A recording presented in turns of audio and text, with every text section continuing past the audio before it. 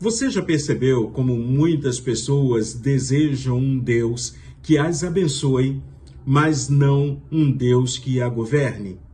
Um Deus que concorde com as suas escolhas, que não confronte seus pecados e que esteja sempre disponível para realizar todos os seus desejos.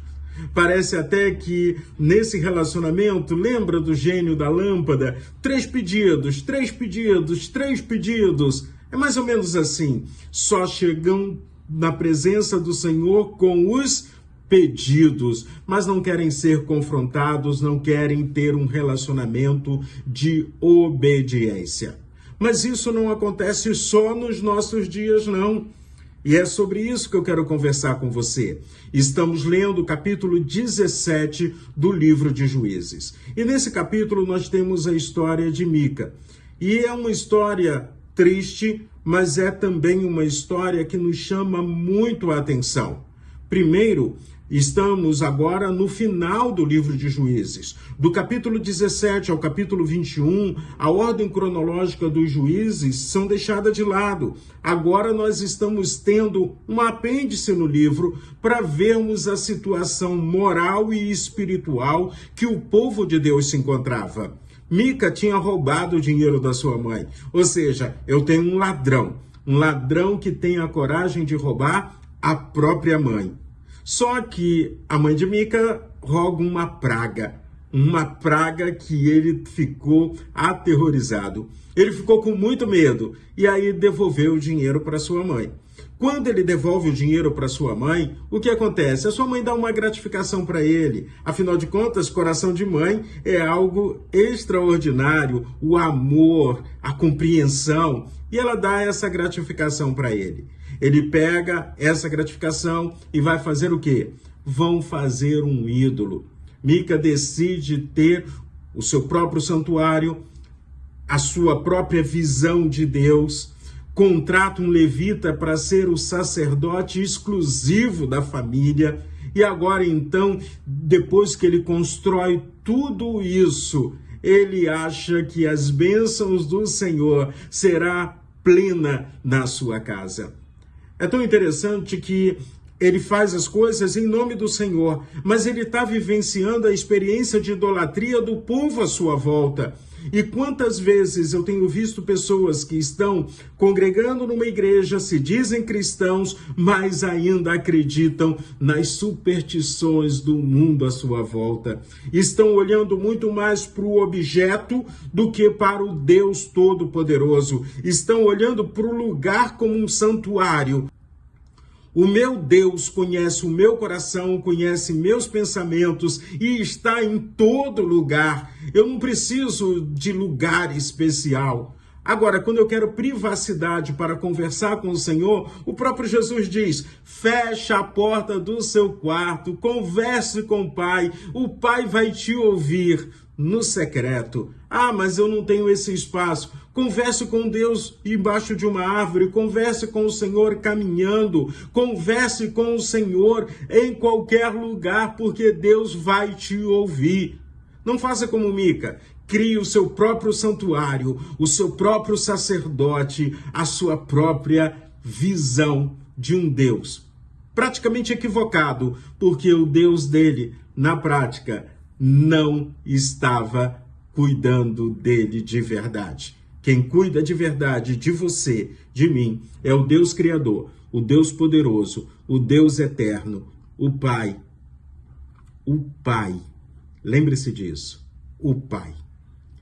Mica acreditava que aquele sacerdote ia garantir automaticamente prosperidade na sua casa. Sua confiança não estava no Senhor, mas em um sistema religioso que ele tinha criado para atender a ele, e somente a ele e a sua família. Em Juízes capítulo 17, verso 13, olha só a declaração de Mica. Agora eu sei que o Senhor vai me fazer prosperar, pois tenho um levita como sacerdote. Olha que coisa triste. Quando eu vou vendo tudo isso, eu chamo a sua atenção para como está o mundo à sua volta. Como é que eu estou vendo as coisas à minha volta? As coisas são tão naturais que às vezes nós mesmos podemos ser presos a essas armadilhas. Ele estava pensando que a presença daquele homem na sua casa traria prosperidade. Ele estava pensando que a forma como ele estava criando aquelas coisas era a maneira como Deus iria olhar para ele. Ou seja, ele estava, ao invés de entender que o Deus eterno deixou a sua palavra, deixou a lei, deixou orientações para que nós seguíssemos, ele queria dar ordem ao Senhor. Já pensou em como isso é triste, inclusive nos nossos dias?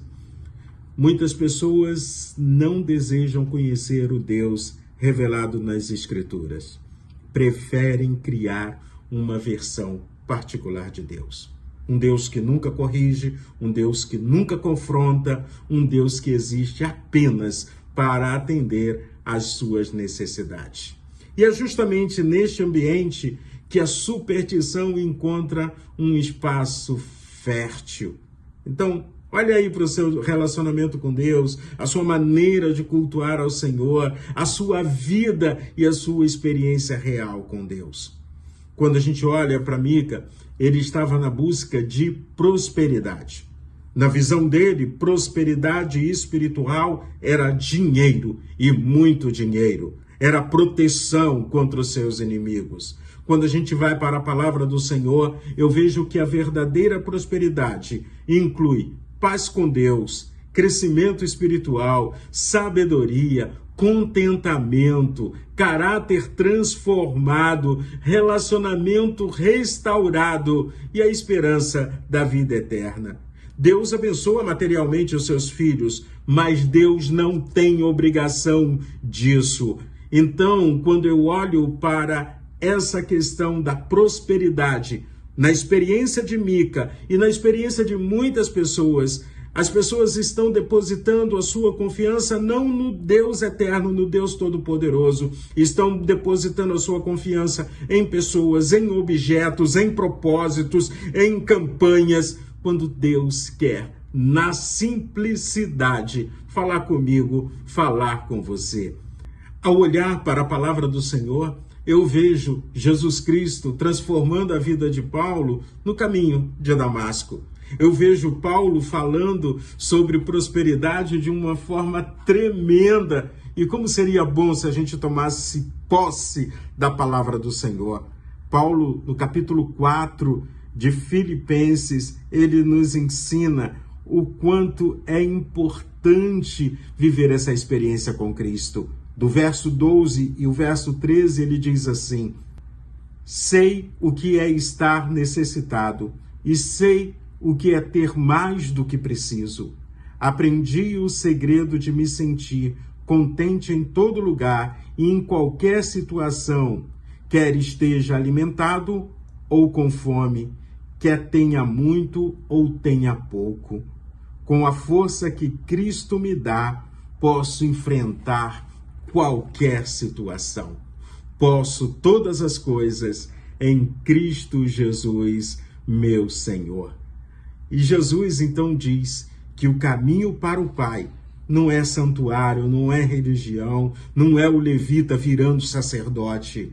É Ele, Jesus o Cristo. Em João capítulo 14, verso 6, Jesus diz: eu sou o caminho, a verdade e a vida, e ninguém pode chegar até o Pai a não ser por mim.